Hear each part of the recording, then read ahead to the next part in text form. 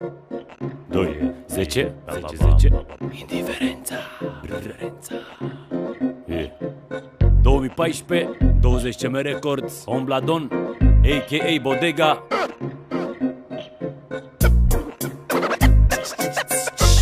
Ia zi, hai!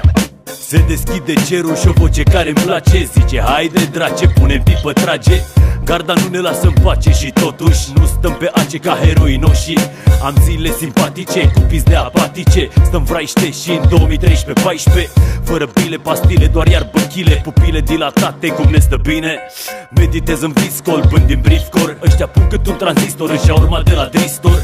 Fugiți ca de bardă, vor să vă ardă, să vă omoare cu o simplă apăsare de telecomandă.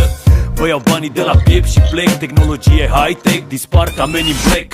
Îmi fumez iar bani, văd de treaba mea. Iar tu, băi milițică, mai dă-te-n pula mea. Muie, garda crede că ne-a luat banii de cuie. Nu cumpărăm, plantăm, deci muie. Eu trag în piept, el suflă în fluier. Cu lanterna în ochii dau la muie.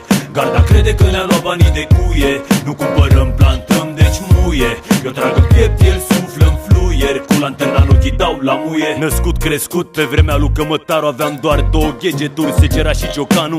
O mână pe volan, în pulă o minoră. Mă îndrept spre iad cu 200 de kilometri la oră.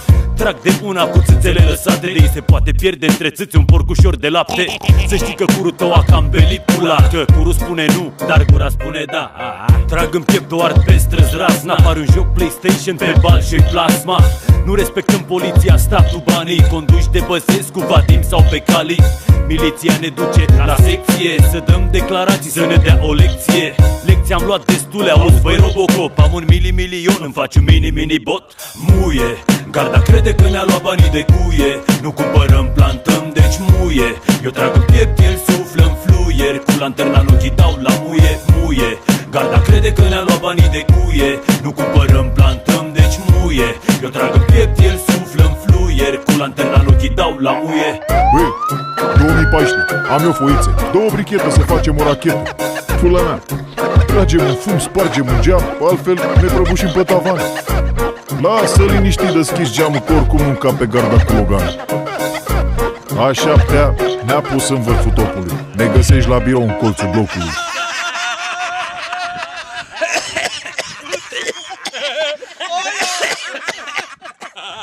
De ce să faci asta?